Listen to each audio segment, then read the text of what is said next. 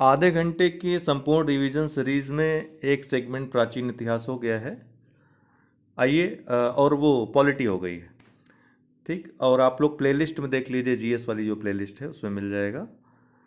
आज इस वीडियो में हम तेजी से आधे घंटे में मध्यकालीन इतिहास के संपूर्ण महत्वपूर्ण तथ्यों को देखेंगे।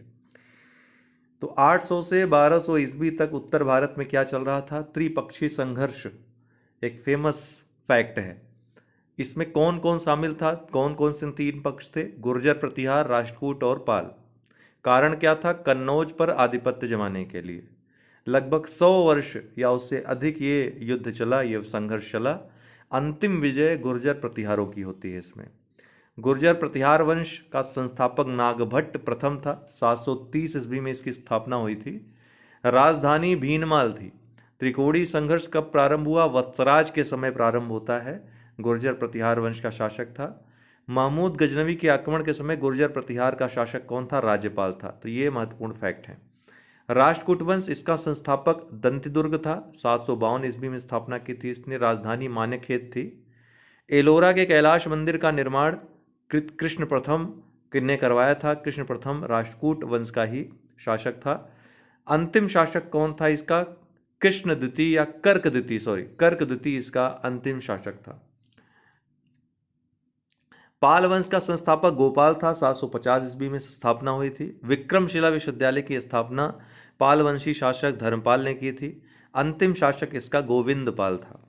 भारत पर मुस्लिम आक्रमणकारी कौन कौन थे? तो मोहम्मद बिन कासम सबसे पहली बार 712 ईस्वी में भारत पर आक्रमण किया और ऐसा करने वाला प्रथम मुस्लिम शासक था। महमूद गजनवी इसके बाद, और उसके बाद मोहम्मद गोरी, ये आक्रमणकारी थे। गजनी के शासक गजनी के शासक सुबुक्तगीन का पुत्र था महमूद गजनवी। 998 से 1030 ईस्वी तक ये जीवित रहता है।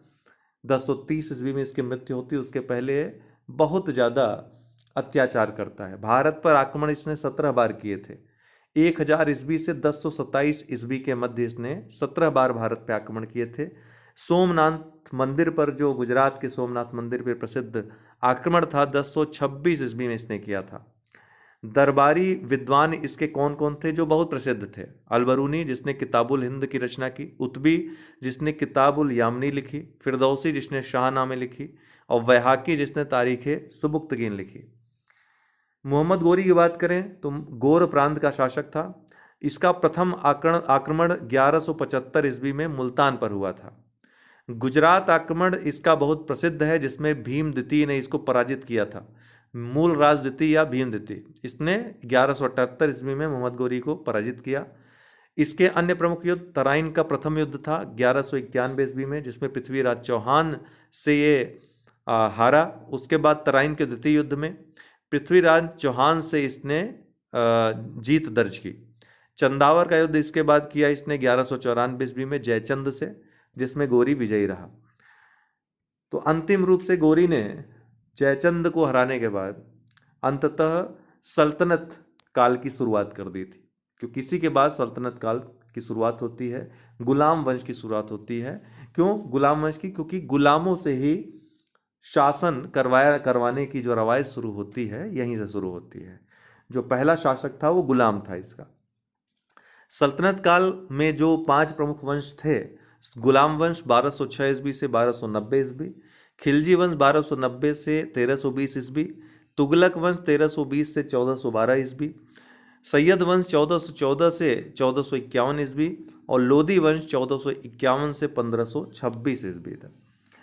गुलाम वंश के जो सुल्तान थे प्रमुख, कुतुबुद्दीन ऐबक पहला 1206 से 1210 ईस्वी तक, फिर आराम शाह 1210 से 1211 ईस्वी तक। देखिए, ध्यान रखिएगा।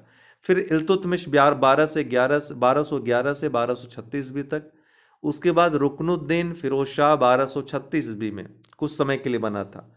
फिर रजिया सुल्तान 1236 से 1240 ईस्वी। फिर मुइजुद्दीन बहराम शाह 1240 से 1242 ईस्वी। उसके बाद अलाउद्दीन मशहूद शाह 1242 से 1246 ईस्वी। फिर नासिरुद्दीन महमूद 1246 से 1266 ईस्वी। फिर गयासुद्दीन बलबन 1266 से 1286 ईस्वी तक। प्रमुख शासक जो थे गुलाम वंश के, उनके कार्य: कुतुबुद्दीन ऐबक 1206 ईस्वी में गुलाम वंश की इसने स्थापना की। लाख बख्श एवं कुरान खां के नाम से भी इसको जाना जाता था, क्योंकि लाखों का ये दान देने वाला शासक था। बहुत दान वगैरह किया, दान पुण्य किया करता था। निर्माण इसने कुव्वत उल इस्लाम मस्जिद का निर्माण करवाया दिल्ली में। 2.5 दिन का झोपड़ा अजमेर में निर्माण करवाया। कुतुब मीनार जो दिल्ली में है, इसकी शुरुआत, उसकी नींव इसी ने रखी थी। हालांकि इसको पूरा नहीं करवा पाया, और पोलो खेलते समय 1210 ईस्वी में ऐबक की मृत्यु हो गई थी घोड़े से गिर करके। इल्तुतमिश 1211 ईस्वी में राजधानी लाहौर से इसने दिल्ली हस्तांतरित की। सबसे पहले इसी ने दिल्ली को राजधानी बनाया। इसी ने कुतुब मीनार का निर्माण पूरा करवाया था। 40 गुलाम सरदारों के संगठन तुर्काने चिहलगानी का गठन इसी ने किया था। चांदी का टका और तांबे का जीतल नामक सिक्के चलवाए थे इसने। इक्ता प्रणाली इसने शुरुआत की, इक्ता प्रणाली की। रजिया सुल्तान जो प्रमुख इल्तुतमिश के बाद जो उत्तराधिकारी थी उसकी, और प्रमुख सुल्तान बनी। इल्तुतमिश की पुत्री थी और इसकी उत्तराधिकारी थी। दिल्ली की सुल्तान बनने वाली एकमात्र महिला थी, जो पहली महिला थी। अल्तुनिया से इसने विवाह किया था। अल्तुनिया ने रजिया के विरुद्ध विद्रोह भी किया था बाद में। बलबन इसका वास्तविक नाम बहाउद्दीन था। जिल्ले इलाही की उपाधि धारण की थी इसने, तथा स्वयं को नियामते खुदाई कहा था। ईरानी परंपरा सिजदा और पैबोस को इसने लागू किया था। इसने नौरोज़ त्यौहार मनाना शुरू किया। लौह एवं रक्त की नीति अपनाई थी इसने। तुर्काने चहलगानी को इसने समाप्त कर दिया था। सरदारों का जो आतंक, जो अमीरों का आतंक था, जो उनका प्रभाव था, उसको समाप्त इसी ने किया था। खिलजी वंश के प्रमुख शासक कौन कौन थे? तो खिलजी वंश की बात करें तो जलालुद्दीन फिरोज खिलजी इसका संस्थापक था। 1290 में इसकी स्थापना की थी। क्यूमर्स की हत्या करके खिलजी वंश की इसने स्थापना की थी। किसकी? क्यूमर्स की। मलिक छज्जू ने इसके समय विद्रोह किया था। ये पूछता है कि मलिक छज्जू ने किसके समय विद्रोह किया, तो जलालुद्दीन फिरोज शाह खिलजी के समय। 1296 ईस्वी में इसके भतीजे अलाउद्दीन खिलजी ने इसकी हत्या कर दी थी। और सबसे महत्वपूर्ण शासक ये बना था दिल्ली सल्तनत का, अगर कहें पहला महत्वपूर्ण, सबसे महत्वपूर्ण शासक। और इल्तुतमिश के बाद दूसरा सबसे रिलेवेंट शासक बना था, तीसरा, क्योंकि बलबन ने भी बहुत महत्वपूर्ण कार्य किए थे। तो अलाउद्दीन खिलजी की बात करें तो पहला आक्रमण इसने गुजरात के विरुद्ध किया था। इसने सिकंदर द्वितीय या सिकंदरे सानी की उपाधि धारण की थी। मलिक काफूर नामक दास गुजरात से ही इसको प्राप्त हुआ था।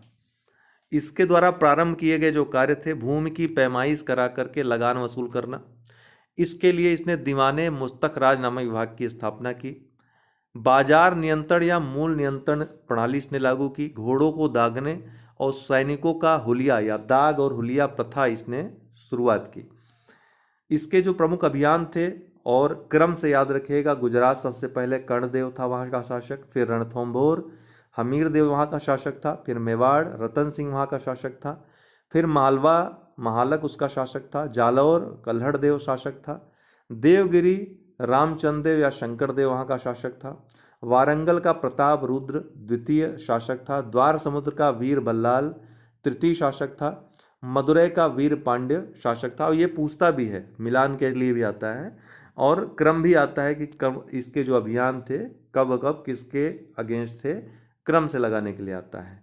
अंतिम शासक जो था खिलजी वंश का, नसीरुद्दीन खुसरो शाह था।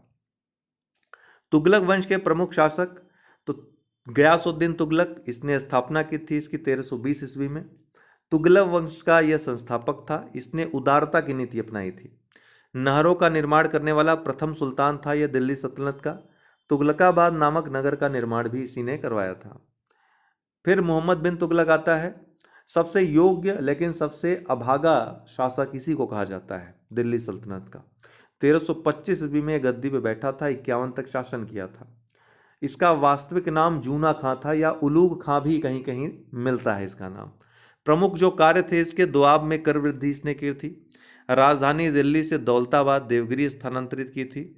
सांकेतिक मुद्रा का चलन इसने करवाया था, और खुरासान व कराचिल का अभियान इसने किया था। और चारों ही जो चीज़ें थी ये प्रमुख, ये सभी इसके अगेंस्ट चली गई। किया इसने अच्छा सोच कर था, लेकिन उसका परिणाम गलत हुआ कहीं ना कहीं इसके लिए।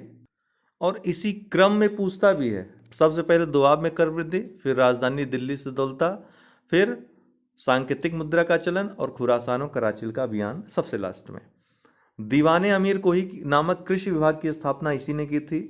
इब्न बतूता को सुल्तान ने दिल्ली का काजी नियुक्त किया था। तो इब्न बतूता किसके शासन काल में आया था पूछता है, मोहम्मद बिन तुगलक के।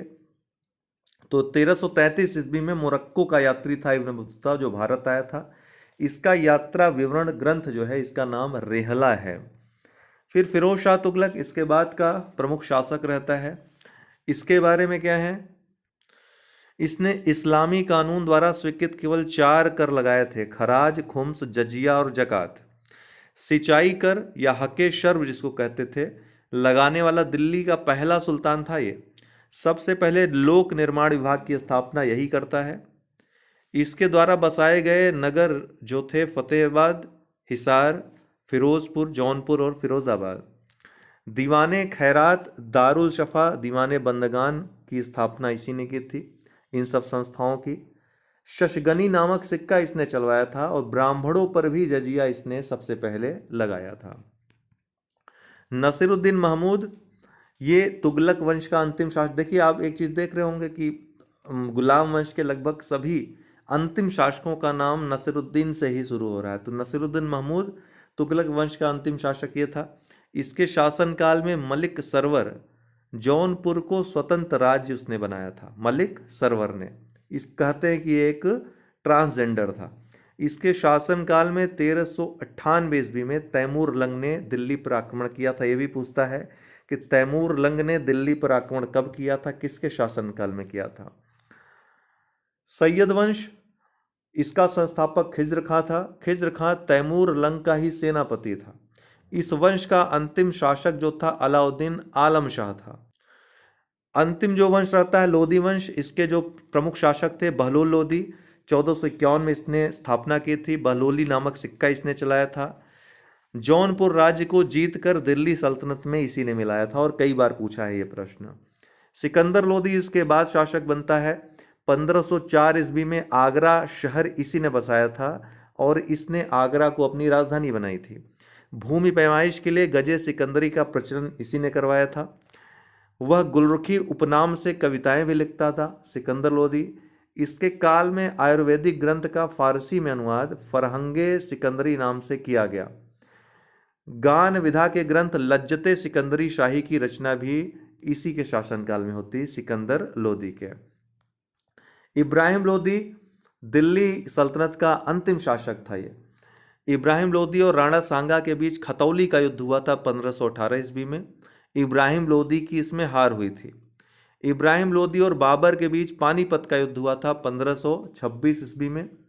पानीपत के प्रथम युद्ध में इब्राहिम लोधी पराजित हुआ और मारा गया। इसी के साथ सल्तनत काल का अंत होता है और मुगल काल की शुरुआत होती है।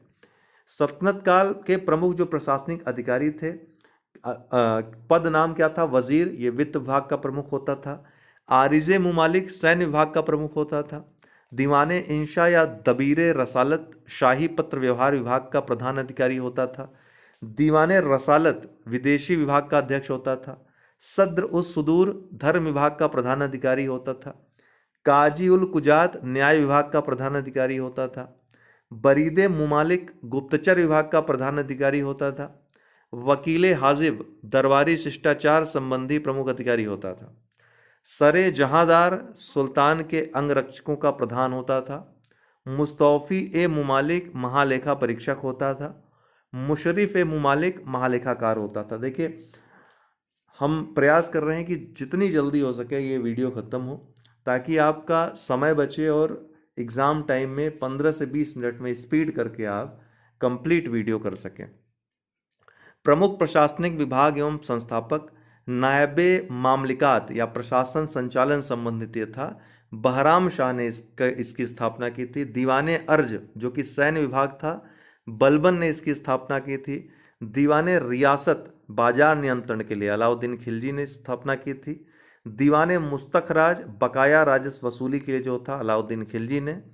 दीवाने अमीर कोही कृषि विभाग मोहम्मद बिन तुगलक ने। दीवाने बंदगान दासों की देखरेख के लिए जो था फिरोज शाह तुगलक। दीवाने खैरात दान विभाग था ये, फिरोज शाह तुगलक। दार उल शफा चिकित्सा विभाग चिकित्सा के लिए फिरोज शाह तुगलक ने इसकी स्थापना की थी। सल्तनत कालीन विभिन्न स्थापत्य किसने निर्माण करवाया, कहाँ पर स्थित है, तो कुतुबुद्दीन ऐबक ने कुबतुल इस्लाम मस्जिद दिल्ली में, 2.5 दिन का झोपड़ा अजमेर में, कुतुब मीनार दिल्ली में इसकी नींव इसने रखी थी कुतुब मीनार की। इल्तुतमिश ने सुल्तानगढ़ी का मकबरा बनवाया था दिल्ली में। मदरसा ए मुइज्जी का निर्माण करवाया था दिल्ली में। इसके अलावा कुतुब मीनार के निर्माण को पूरा करवाया था। बलबन ने बलबन का मकबरा दिल्ली में और लाल महल दिल्ली में। अलाउद्दीन खिलजी ने अलाई दरवाजा दिल्ली में, हजार सितुन का महल दिल्ली में। मोहम्मद बिन तुगलक ने जमात खाना मस्जिद दिल्ली में, अलाउद्दीन खिलजी ने जमात खाना मस्जिद का निर्माण करवाया था दिल्ली में, ठीक है। अलाई दरवाजा, हजार सितुन और जमात खाना मस्जिद। मोहम्मद बिन तुगलक ने आदिलाबाद का किला दिल्ली में, शेख निज़ामुद्दीन औलिया का मकबरा दिल्ली में। इब्राहिम लोदी ने सिकंदर लोदी का मकबरा बनवाया था दिल्ली में। बाकी की चर्चा हम कर चुके हैं अलग अलग सुल्तानों के जब चर्चा कर रहे थे।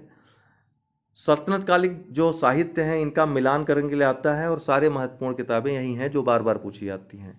किताबुल हिंद तहकीक हिंद जिसके कहते हैं अलबरूनी ने, तारीख़ यामनी उतबी ने, ताजुल मासिर हसन निज़ामी ने, तबकाते नासिरी मिनहाजुस सिराज ने, सियासत नामा निज़ामुल मुल्क तुसी ने, फतुह उस सलातीन मलिक इसामी ने, तारीख़ फ़िरोज़ शाही ज़ियाउद्दीन बरनी ने, फतवाए जहादारी ज़ियाउद्दीन बरनी ने, फुतुहात फ़िरोज़ शाही फ़िरोज़ शाह तुगलक ने स्वयं लिखी थी।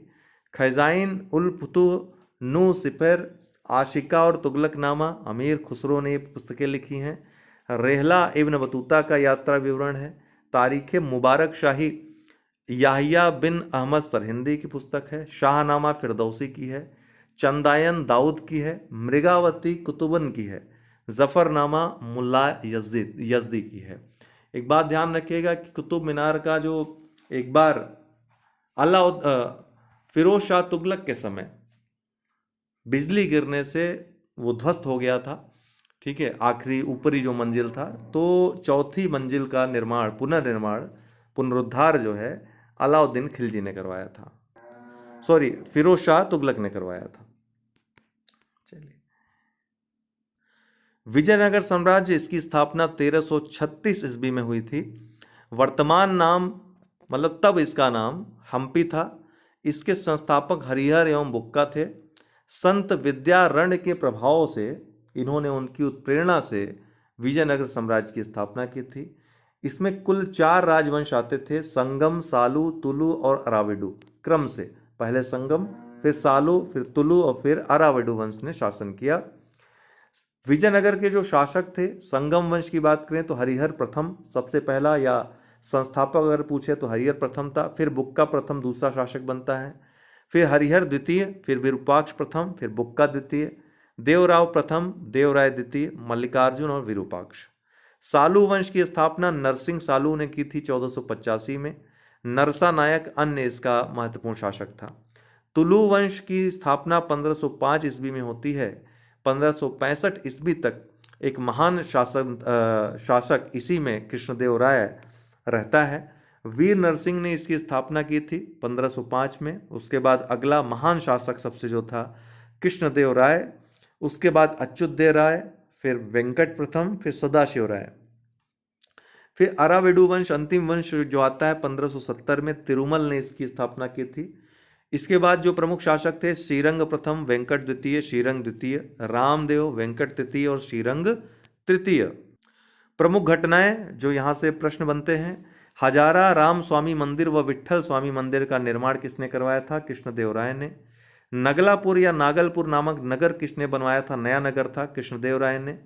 जनवरी 1565 में तालीकोटा का युद्ध हुआ, जिसमें बीजापुर, अहमदनगर, गोलकुंडा तथा बीदर राज्यों के संघ ने विजयनगर को पराजित कर दिया था। तालीकोटा के युद्ध, जिसको राक्षस तांगड़ी अथवा बन्नी हट्टी के युद्ध के नाम से भी जाना जाता है, तालीकोटा के युद्ध में विजयनगर का नेतृत्व कौन कर रहा था? तो राम राय कर रहा था। ये महत्वपूर्ण प्रश्न है। विजयनगर साम्राज्य का पहला शासक कौन था? हरिहर प्रथम था। कुमार कंपन की मदुरा विजय के उपलक्ष्य में उसकी पत्नी गंगा देवी ने मदुरा विजयम नामक ग्रंथ लिखा था। किसने लिखा था? उसकी पत्नी गंगा देवी ने। किसकी पत्नी? पहले शासक हरिहर प्रथम की। वेद मार्ग प्रतिष्ठा पत्र की उपाधि बुक्का प्रथम ने धारण किया था। सोनार की बेटी का युद्ध देवराय प्रथम और बहमनी शासक फिरोज शाह के बीच हुआ था। गज बेटकर की जो उपाधि थी देवराय द्वितीय को दी गई थी। गज बेटेकर भी उसको कहा जाता था। देवराय द्वितीय को इम्माड़ देवराय भी कहा जाता है। कृष्णदेव राय ने आंध्र भोज और यवन राज स्थापनाचार्य की उपाधि धारण किया था। अमुक्त माल्य तथा जाम्बवती कल्याणम के लेखक स्वयं कृष्णदेव राय थे। विजयनगर साम्राज्य में भू राजस्व को शिष्ट जबकि भू राजस्व विभाग को अठावने कहा जाता था। तो शिष्ट और अठावने क्या थे? प्रशासनिक इकाइयां जो थीं, जिला जो सबसे ऊपर रहता था कोट्टम या वलनाडु कहते थे। इसके नीचे परगना रहता जिसे नाडु कहते थे। फिर परगने के नीचे 50 गांवों का समूह होता था जिसको मेला ग्राम कहते थे और सबसे नीचे उर होता था जो ग्राम प्रशासन की सबसे छोटी इकाई थी।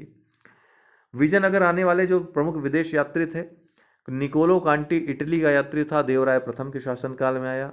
निकतिन रूस का यात्री था, देवराय प्रथम के शासनकाल में आया। अब्दुल रज्जाक फारस का यात्री था, देवराय द्वितीय के शासनकाल में आया। डुआर्ट बारबोसा या बारबोसा पुर्तगाल का था, कृष्णदेव राय के शासनकाल में आया। डोमिंगो पायस पुर्तगाल का था, कृष्णदेव राय के शासनकाल में आया।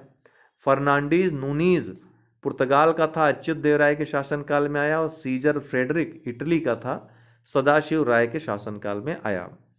बहमनी राज्य, इसकी स्थापना 1347 ईस्वी में हुई थी।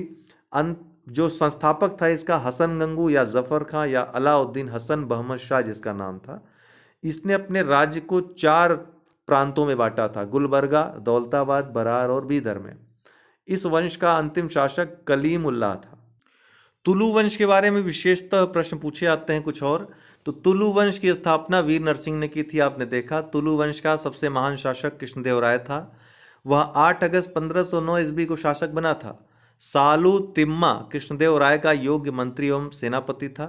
बाबर ने अपनी आत्मकथा बाबरनामा में कृष्णदेव राय को भारत का सर्वाधिक शक्तिशाली शासक बताया है।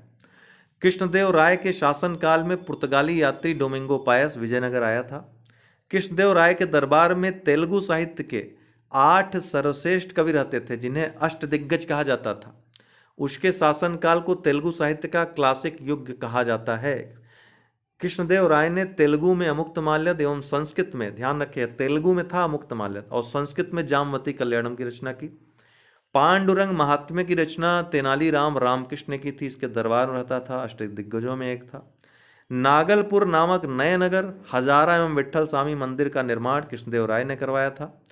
कृष्णदेव राय की मृत्यु 1529 ईस्वी में हो गई। कृष्णदेव राय ने आंध्र भोज, अभिनव भोज या आंध्र पितामह आदि की उपाधि धारण की थी। विजयनगर कालीन सेना नायकों को नायक कहा जाता था। क्या कहा जाता था सेना नायकों को? नायक। ये नायक वस्तुतः भू सामंत होते थे जिन्हें राजा वेतन के बदले अथवा उनकी अधीनस्थ सेना के रखरखाव के लिए विशेष भूखंड देता था, जिसको अमरम कहते थे। पूछा भी गया है। आयंगर व्यवस्था भी बहुत प्रसिद्ध व्यवस्था थी।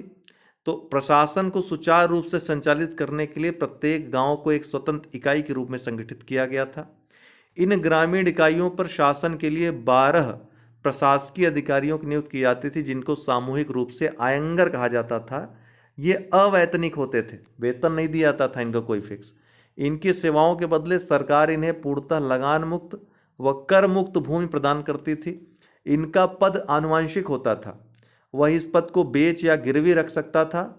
ग्राम स्तर की कोई भी संपत्ति इन अधिकारियों की इजाजत के बगैर न तो बेची जा सकती थी और न ही दान में दी जा सकती थी। भक्ति आंदोलन की बात करें तो दक्षिण भारत में भक्ति का प्रसार अलवार और नयनार संतों ने किया। अलवार संत विष्णु के तथा नयनार संत शिव के भक्त थे। महाराष्ट्र में वैष्णव भक्ति परंपरा कायम थी। वैष्णव भक्ति यहाँ वारकरी और धारकरी संप्रदाय में विभक्त थी। वारकरी संप्रदाय में विट्ठल या विठोवा, जो कृष्ण का ही एक रूप है, उसकी पूजा की जाती थी। वहीं घारकरी या धारकरी संप्रदाय में राम की पूजा की जाती थी। विभिन्न संत और जिस सिद्धांत या मत का उन्होंने प्रतिपादन किया, शंकराचार्य ने अद्वैतवाद का, रामानुजाचार्य ने विशिष्ट अद्वैतवाद का, माधवाचार्य ने द्वैतवाद का, निम्बकाचार्य ने द्वैताद्वैतवाद का, वल्लभाचार्य ने शुद्धाद्वैतवाद का। सूफी मत 2 भागों में विभाजित था, बाशरा और बेशरा। बाशरा मतलब इस्लामी कानून का जो पालन करते थे। इसके अंतर्गत चिश्ती, सुहरावर्दी, फिरदौसी, कादरी और नक्शबंदी संप्रदाय आते थे।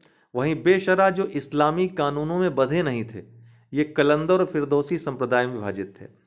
प्रमुख सूफी सिलसिले उनके स्थापनाकर्ता, तो चिश्ती सिलसिले का जो स्थापना किया था शेख मुइनुद्दीन चिश्ती ने। सुहरावर्दी की शेख बहाउद्दीन जकारिया ने। मुख्यतः शिहाबुद्दीन सुहरावर्दी इसके संस्थापक माने जाते हैं। कादरी अब्दुल कादरी जिलानी ने। नक्शबंदी की ख्वाजा बाकी बिल्ला ने। मुख्यतः ख्वाजा बहाउद्दीन नक्शबंद भी इसके माने जाते हैं। फिरदौसी शेख जलालुद्दीन सुर्ख ने। सत्तारी अब्दुल्ला सत्तारी ने इसकी स्थापना की थी। ठीक है, तो ये सभी भारत में इसकी स्थापना करता थे। भारत में इन लोगों ने स्थापना की थी इन सब चीज़ों की। शिवाजी के बारे में बात करें, मराठा साम्राज्य की, तो शिवाजी का जो जन्म हुआ था 1627 ईस्वी अप्रैल में शिवनेर के दुर्ग में। इनकी माता का नाम जीजाबाई था, पिताजी का नाम शाहजी भोसले था। इनके गुरु दादाजी कोंडदेव थे, आध्यात्मिक गुरु समर्थ रामदास थे। इनका राज्याभिषेक जून 1674 में और सितंबर 1674 2 बार हुआ था। इनके पुत्र शंभाजी और राजा राम थे। इनकी मृत्यु 12 अप्रैल 1680 ईस्वी में हुई थी।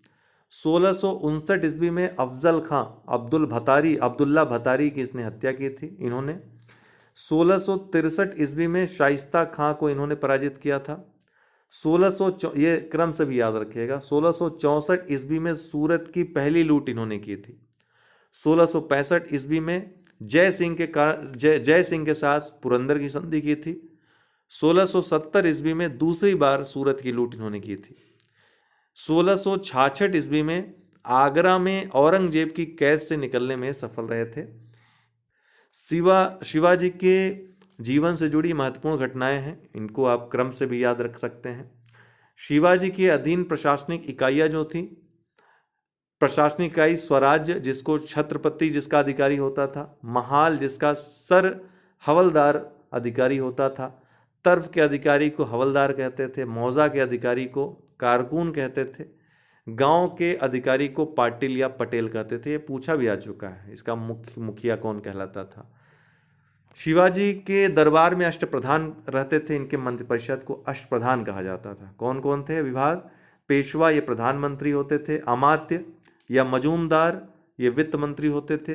वाक्यानवीस या मंत्री जो दैनिक कार्यवाही से संबंधित होते थे। सचिव ये पत्राचार विभाग संबंधित होते थे। सुमंत या दबीर ये विदेश मंत्री होते थे। सेनापति या सरे नौबत सैन्य मंत्री होता था। पंडित राव ये धर्माधिकारी होते थे। न्यायाधीश ये न्याय प्रमुख होते थे। शिवाजी के उत्तराधिकारी क्रम से याद रखिए। संभाजी 1680, राजा राम 1689, ताराबाई 1700, शाहूजी 1707, राजा राम द्वितीय 1749। विभिन्न जो मराठा सरदार थे उनके प्रभाव क्षेत्र मिलान करने के लिए आता है। इंदौर होलकर, ग्वालियर में सिंधिया, पूना में पेशवा, नागपुर में भोसले और बड़ौदा में गायकवाड़। विभिन्न पेशवा, इनका भी क्रम आपको याद रखना आ सकता है। बालाजी विश्वनाथ पहले, फिर बाजीराव प्रथम, बालाजी बाजीराव, माधवराव प्रथम, नारायण राव, रघुनाथ राव, माधवराव नारायण और बाजीराव द्वितीय। आंग्ल मराठा युद्ध कब कब हुए? तो पहला 1775 से 1782, द्वितीय 1803 से 1805 और अंतिम आंग्ल मराठा युद्ध 1817 से 1818 और यहीं से मराठा साम्राज्य का पतन हो जाता है। महत्वपूर्ण संधियां जो हुई थी, पुरंदर की संधि 1665 ईस्वी में मुगल सेनापति जयसिंह और शिवाजी के बीच। संगोला की संधि 1750 में बालाजी बाजीराव और राजा राम द्वितीय के बीच। सूरत की संधि 1775 में रघुनाथ राव तथा ईस्ट इंडिया कंपनी के बीच। पुरंदर की दूसरी संधि पेशवा माधवराव नारायण और अंग्रेजों के मध्य 1676 में हुई थी। ये 1776 में, तो क्रम भी आप याद रख सकते हैं यहाँ से। बड़गांव की संधि 1779 में पेशवा माधवराव नारायण और अंग्रेजों के मध्य। सालबाई की संधि 1782 में पेशवा माधवराव नारायण तथा अंग्रेजों के मध्य। बसीन की संधि 1802 में बाजीराव द्वितीय और अंग्रेजों के मध्य। देवगांव की संधि 17 दिसंबर 1803 में रघुजी भोसले द्वितीय तथा अंग्रेजों के मध्य। सुरजी अर्जुन गांव या अर्जुन गांव की संधि 30 दिसंबर 1803 अर्थात पहले देवगांव फिर अर्जुन गांव, सिंधिया तथा अंग्रेज के मध्य। राजापुर घाट की संधि 1805 में होलकर और अंग्रेजों के मध्य। पूना की संधि जून 1817 में बाजीराव द्वितीय और अंग्रेजों के मध्य। ग्वालियर की संधि 1817 नवंबर में दौलत राव और अंग्रेजों के मध्य। मंदसौर की संधि जनवरी 1818 में मल्हार राव होलकर और अंग्रेजों के मध्य। ये सभी आपको बार बार देखने हैं।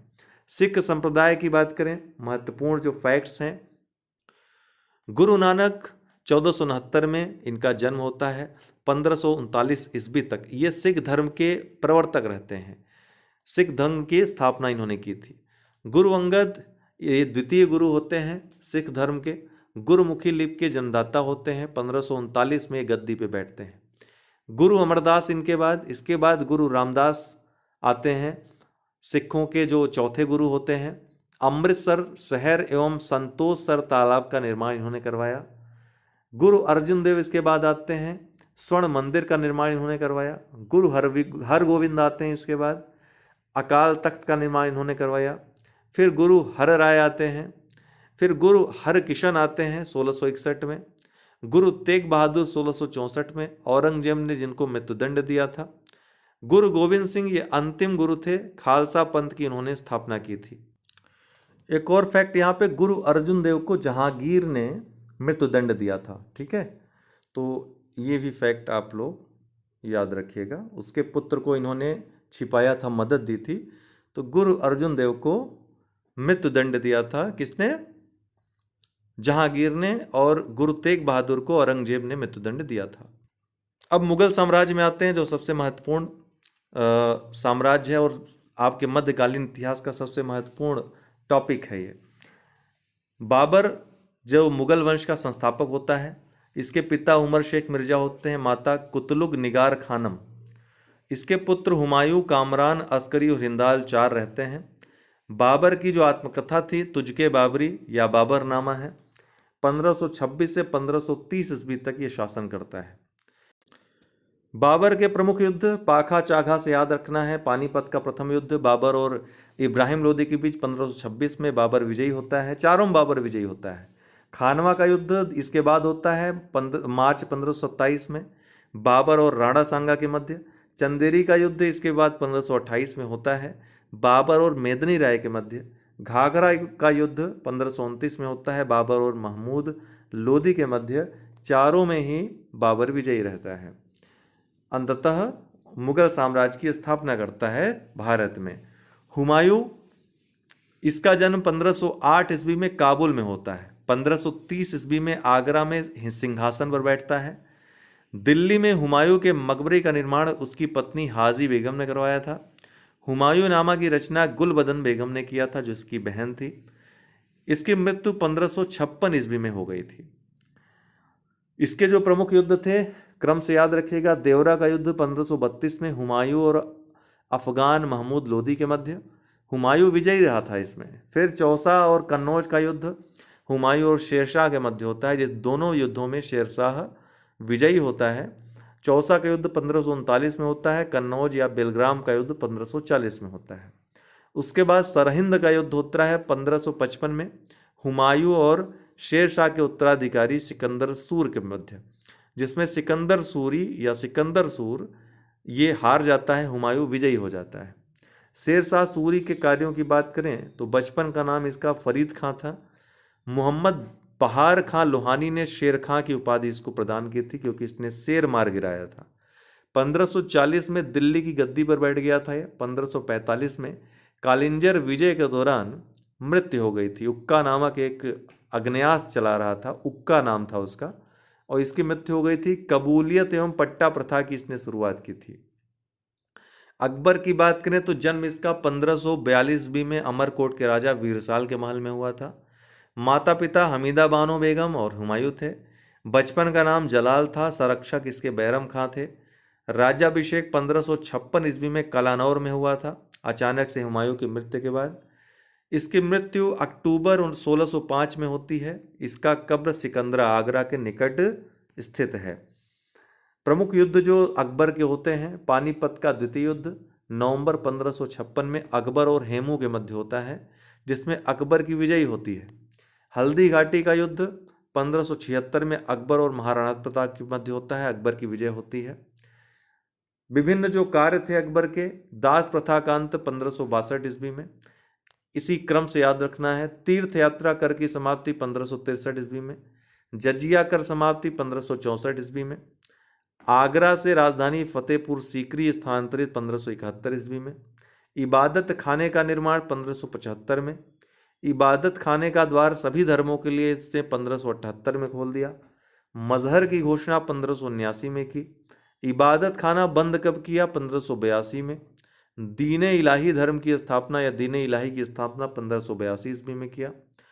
अकबर के जो नौरत्न थे, अबुल फजल फैजी, तानसेन, बीरबल, टोडरमल, राजा मानसिंह, अब्दुल रहीम खान खाना, फ़कीर अजीउद्दीन और मुल्ला दो प्याजा, इन नामों में एक दो नामों में फ़र्क आपको कई स्रोतों में अलग अलग मिलेगा। ठीक है, इसका कारण यह है कि अलग अलग समय पे कुछ नवरत्न बदलते रहे। ठीक है, एक दो ऐसे हैं नाम जो चेंज होते रहे। जैसे इसमें आपको मान सिंह का नाम नज़र आ रहा है, कहीं कहीं मान सिंह का नाम नहीं नज़र आएगा आपको, कहीं कहीं फ़कीर अजीउद्दीन की जगह किसी और का नाम नज़र आएगा। फिलहाल ये नवरत्न थे। ठीक, अकबर द्वारा विभिन्न समयों पर विजित राज्य कौन कौन थे? तो मालवा और चुनार 1561 में, मालवा का शासक बाज बहादुर था। उसके बाद चुनार विजय जब हुई, अफगान शासक था वहाँ का। आमेर विजय 1562 में, भारमल थे राजा। मेड़ता का जो राजा था जयमल थे, 1562 विजयी होती है। गोंडवाना 1564 में, रानी दुर्गावती और वीर नारायण शासक होते हैं। मेवाड़ 1568 में उदय सिंह से जीतता है, उसके बाद 1576 में महाराणा प्रताप से। रणथंभौर 1569 में सुरजन राय हाड़ा शासक रहता है। फिर कालिंजर 1569 में रामचंद्र शासक रहता है। जैसलमेर 1570 में रावल हर्राय शासन रहता है। मारवाड़ 1570 में राव चंद्रसेन शासक रहता है। बीकानेर 1570 में राय कल्याणमल शासक रहता है। जोधपुर 1570 में चंद्रसेन शासक रहता है। गुजरात ध्यान रखिएगा, पूछता है अलग से, 1572 में मुजफ्फर खां तृतीय शासक रहता है। बिहार एवं बंगाल 1574 में दाऊद खां शासक रहता है। काबुल 1581 में मिर्ज़ा हकीम शासक रहता है। कश्मीर 1586 में यूसुफ खां शासक रहता है। उड़ीसा 1592 में निसार खां शासक रहता है। सिंध 1591 में जानी बेग शासक रहता है। बलूचिस्तान 1595 में अफगान शासक वहाँ का रहता है। कंधार 1595 में मुजफ्फर हुसैन शासक रहता है। खानदेश 1591 में अली खां शासक रहता है। अहमदनगर 1600 में चांद बीबी शासक रहती हैं। और असीरगढ़ 1601 में, जो कि अंतिम इसका विजय था, मीरन बहादुर वहाँ का शासक रहता है। जहांगीर इसका पुत्र था, वास्तविक नाम सलीम था। शेखू बाबा भी इसको कहता था अकबर। माता पिता हरखाबाई, जिसको जोधाबाई भी आप लोग देखते हैं सीरियल में, अकबर इसके पिता थे। पत्नी इसकी मानबाई जगत गोसाई मेहरुन्निसा, जिसको नूरजहां कहते हैं, थी। पुत्र इसके खुसरो, परवेज, शहरयार और जहांदार थे। आत्मकथा तुझके जहांगीरी थी। मकबरा शाहदरा में है। दरबार में आने वाले विदेशी कौन थे? Hawkins, sir Thomas Roe, Francisco Pelsaert. 2 अस्पा और सिंह अस्पा प्रथा इसने चलाई थी। दरअसल ये जो मनसबदारी प्रणाली थी उसी में कुछ संशोधन इसने किया था, 2 अस्पा सिंह अस्पा प्रथा चला करके। जहांगीर का शासनकाल चित्रकला का स्वर्णकाल कहा जाता है। शाहजहां, जिसका वास्तविक नाम खुर्रम था, इसके माता पिता कौन थे? जगत गोसाई और जहांगीर। पत्नी अर्जुमंद बानो बेगम, जिसको मुमताज महल भी कहते हैं। पुत्र, इसी की याद में उसने ताजमहल बनाया था। पुत्र दारा शिको, औरंगजेब, मुराद और शाह सुजा थे। इसकी मृत्यु 1666 ईस्वी में होती है। 1638 ईस्वी में राजधानी आगरा से दिल्ली हस्तांतरित करता है। ये दारा शिको को शाह बुलंद इकबाल की पदवी यही देता है। दारा शिको ने उपनिषदों का फारसी में अनुवाद सिर्रे अकबर शीर्षक के अंतर्गत करवाया था। इसका उदार बेटा था ये। शासनकाल स्थापत्य कला का स्वर्णकाल, इसका शासनकाल स्थापत्य कला का स्वर्णकाल कहा जाता है। इसकी कब्र आगरा में ताजमहल में स्थित है, इसकी बेगम मुमताज महल के साथ। विभिन्न उत्तराधिकार के युद्ध इसके शासनकाल में होते हैं। सबसे पहले बहादुरगढ़ या बहादुरपुर का युद्ध होता है शाह शुजा और शाही सेना के मध्य, जिसमें शाही सेना विजयी होती है 24 फरवरी 1658 को। उसके बाद धर्मत का युद्ध होता है 15 अप्रैल 1658 में औरंगजेब और मुराद बख्श की संयुक्त सेना तथा जसवंत सिंह और कासिम खां की शाही सेना के मध्य, जिसमें औरंगजेब। इसके बाद सामूगढ़ का युद्ध होता है 29 मई 1658 को औरंगजेब और मुराद बख्श की संयुक्त सेना तथा दारा शिकोह के मध्य। औरंगजेब इसमें विजयी होता है। उसके बाद खजवा का युद्ध होता है 5 जनवरी 1659 को औरंगजेब और शाह शुजा इनके मध्य युद्ध होता है, औरंगजेब विजयी होता है। फिर देवराई का युद्ध होता है 12 से 14 अप्रैल 1659, दारा शिकोह और औरंगजेब के मध्य होता है। दारा शिकोह को औरंगजेब इसमें मृत्यु के घाट उतार देता है, अर्थात औरंगजेब अंतिम रूप से विजयी होता है। तो ये याद रखिएगा, बहादुरपुर, फिर धर्मत, फिर सामूगढ़, खजवा, फिर देवराई। औरंगजेब, इसके माता पिता मुमताज महल और शाहजहां थे। पत्नी दिलरास बानो बेगम, जिसको रबिया उद्दौरानी भी कहा जाता था। पुत्र इसके मुअज्जम, जिसको बहादुर शाह प्रथम भी कहते हैं, मोहम्मद आजम और कामबख्श। तो मुअज्जम, आजम और कामबख्श इसके पुत्र थे। इसका राज्याभिषेक 2 बार होता है। पहली बार 31 जुलाई 1658 को आगरा में, दूसरी बार 15 जून 1659 को दिल्ली में। इसकी मृत्यु फरवरी 1707 में होती। इसका मकबरा औरंगाबाद, मुंबई अर्थात महाराष्ट्र में है। औरंगजेब 1658 से 1707, ये याद रखिएगा। मुगल शासन व्यवस्था की बात करें तो सूबा या प्रांत सबसे बड़ा होता था। इसके जो प्रमुख अधिकारी होता था सूबेदार या नाजिम कहलाता था। इसके बाद जिले का स्थान आता था, सरकार जिसको कहते थे, फौजदार इसका प्रमुख होता था। फिर परगना या महाल आता था, शिकदार इसका प्रमुख होता था। फिर मौजा या दीहा या ग्राम आता था, खुद मुकदम या चौधरी इसका प्रमुख होता था। मनसबदारी प्रणाली अकबर द्वारा लागू की गई थी, विशेषकर टोडरमल इसका प्रमुख था। मनसब जात एवं सवार में विभाजित होता था। मनसबदारों की जो श्रेणियां थीं, मनसबदार 10 से 500 जात तक के मनसब इसके अंतर्गत आते थे। अमीर 500 से 2500 जात तक के मनसब आते थे इसके अंदर। अमीरे उम्दा 2500 से अधिक जात के मनसब इसके अंतर्गत आते थे। मुगल काल में जो भूमि का विभाजन होता था, खालसा भूमि सीधे बादशाह के नियंत्रण में जो रहती थी, जागीर जो सरदारों को वेतन के बदले दी जाने वाली भूमि होती थी, और तीसरा सयूरगल या मददे माश जो विद्वानों व धार्मिक व्यक्तियों को अनुदान में दी जाने वाली भूमि होती थी।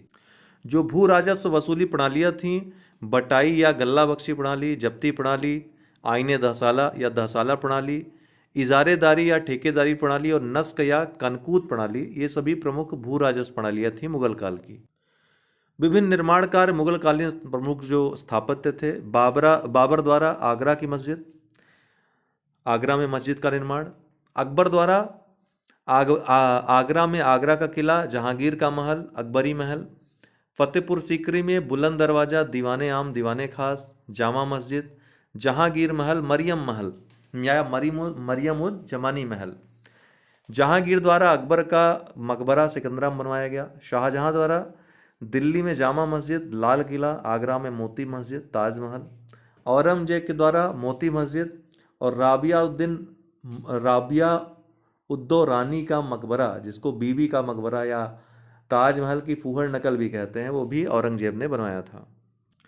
विभिन्न प्रमुख पुस्तकें, बाबर नामा या तुझके बाबरी बाबर ने लिखी थी। हुमायूं नामा गुलबदन बेगम ने। ताजुल मासिर हसन निज़ामी ने। तबकाते अकबरी निज़ामुद्दीन अहमद ने। तारीख़ शेरशाही अब्बास खां शेरवानी ने। आलमगीर नामा मोहम्मद काजिम ने। कानून हुमायूनी ख्वादमीर ने। नुस्खा दिलकुशा भीमसेन ने। सियार उल मुतखरीन गुलाम हुसैन ने। इकबाल नामा जहांगीरी मोतमिद खां ने। शाहजहां नामा इनायत खां ने। चहार चमन चंद्रभान ब्रह्मण ने। फुतुहात आलमगीरी ईश्वरदास नागर ने। खुलासत उत तवारीख सुजान राय भंडारी ने। उत्तर मुगल कालीन जो शासक थे, औरंगजेब के बाद बहादुर शाह प्रथम उसका पुत्र बनता है 1707 में।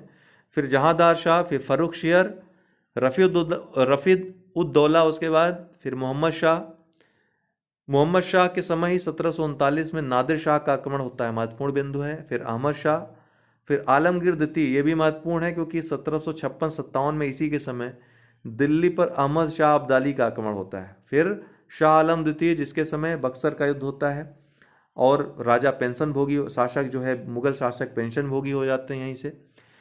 इसके पहले एक और प्रमुख युद्ध शाह आलम द्वितीय के समय होता है, पानीपत का तृतीय युद्ध 1761 में।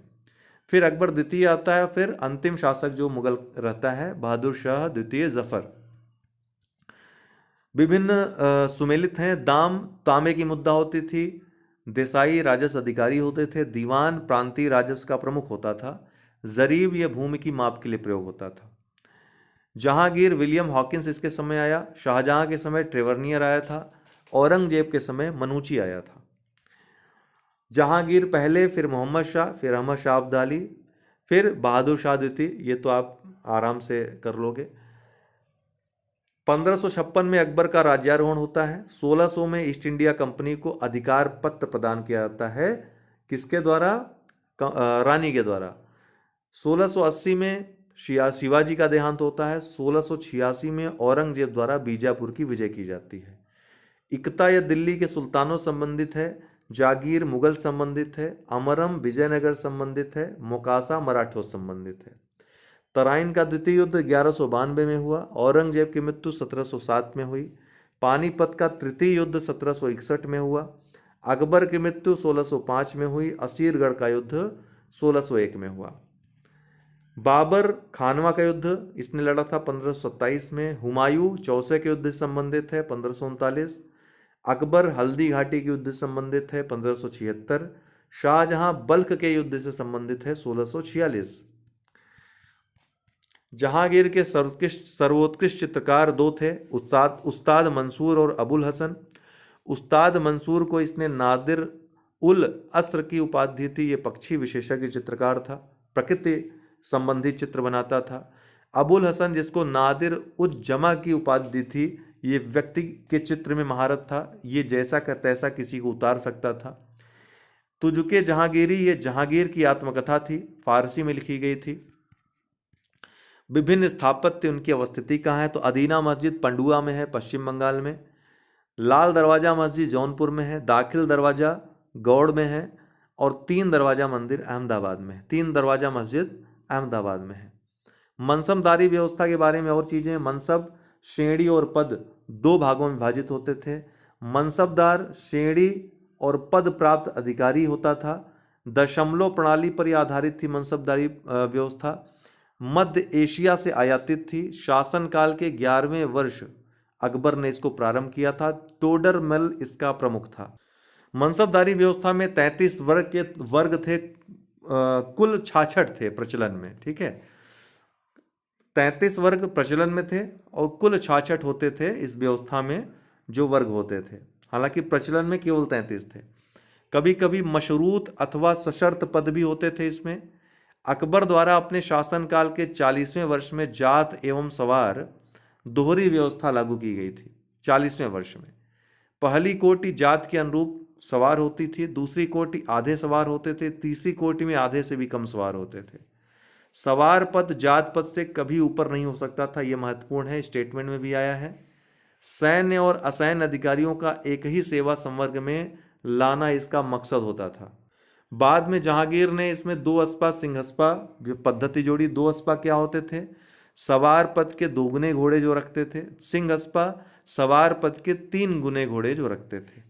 चित्तौड़गढ़ की संधि प्रमुख संधि है 1615 ईस्वी में, राणा अमर सिंह के साथ हुई थी। जहांगीर और राणा अमर सिंह के साथ। राणा ने मुगल बादशाह की अधीनता इसमें स्वीकार कर ली थी। जहांगीर ने राणा को चित्तौड़ वापस कर दिया था। जुंटा दल के बारे में आता है, कौन कौन से इसमें सम्मिलित था? तो नूरजहां ने जहांगीर से विवाह के बाद इसको बनाया था प्रभाव अपना जमाने के लिए। इसके जो अन्य सदस्य थे, एतमादुद्दौला या मिर्जा गियास बेग इसके जो पिता थे, असमत बेगम, आसफ खां, शहजादा खुर्रम। जो शिष्टमंडल आया था जहांगीर के दरबार में कौन कौन था? William Hawkins east India company का राजदूत और प्रतिनिधि था। मुगल दरबार में उपस्थित होने वाला प्रथम अंग्रेज था। जहांगीर द्वारा इंग्लिश खां की उपाधि इसको दी गई थी। सर टॉमस रो, ब्रिटेन के राजा जेम्स प्रथम का दूत था। अजमेर में जहांगीर के दरबार में उपस्थित हुआ था। बादशाह के साथ शिकार भी ये खेलने गया था। फ्रांसिस्को पेलसर्ट ये डच पर्यटक था। रीमान स्ट्रेटी नामक इसने पुस्तक लिखी थी, ये भी जहांगीर के दरबार में आया था। तो ये था मध्यकालीन इतिहास। बहुत तेज़ी से मैंने इसको ख़त्म किया है। उम्मीद है यहाँ से जो जितनी भी जनरल चीज़ें हैं, देखिए फैक्ट तो बहुत ज़्यादा है मध्यकाल में, ठीक है, उसके लिए 2 घंटे का वीडियो ऑलरेडी मैं दे चुका हूँ, सारे फैक्ट्स उसमें आपको मिल जाएंगे। बट इसमें आपको जल्दी आप रिवाइज कर लोगे 15 से 20 मिनट में इसको, तो 15 से 20 मिनट में पूरा मध्यकाल का ओवरव्यू एक बार आपका तेज़ी से हो जाएगा। ठीक है, इसको देख लीजिएगा। फिर अगर कल हो सकेगा तो आधुनिक भारत धीरे धीरे सारे सेगमेंट कंप्लीट करवा देंगे इससे।